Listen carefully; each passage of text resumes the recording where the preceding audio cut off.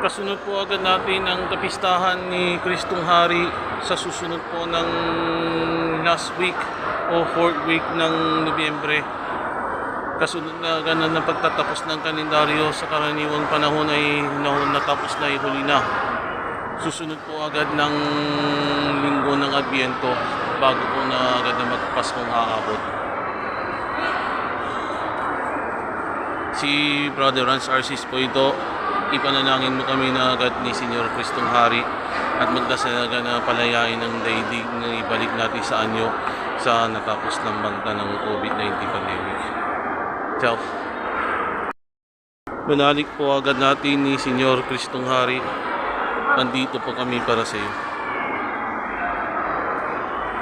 Senyor Kristong Hari, gabayan mo natin ang nawakasan agad ng banta ng COVID-19 pandemic at nagbalik loob sa dating inyo ng maayos agad ng daigdig. Salamat sa Diyos.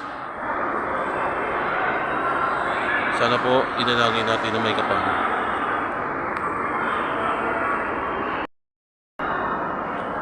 Pagpalain po kami ng mahal na poon Kristong Hari at na sa 4th week na agad ng last time ng ordinary time ng Simbahang Katolika sa pagtatapos ng aming kalendaryo.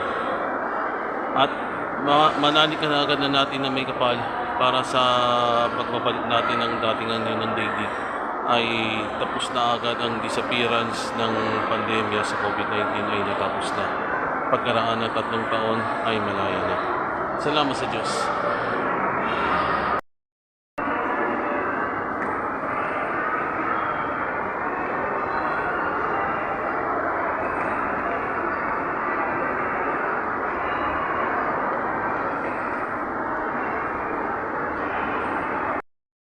Nasa simbahan agad na plano kaya o posible kaya nung magsisimba agad sa anticipated mass ng 5 PM alas 5 ng hapon.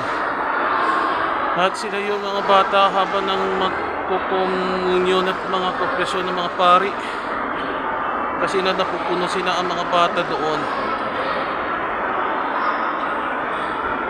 At na posible kaya nung mag-start si Rance Arcis po ito. Brother Rance Arcis, nandito po ako para sa iyo dito sa Simbahang Katolika sa Seminary Church. To God be the glory po sa iyo. Ciao.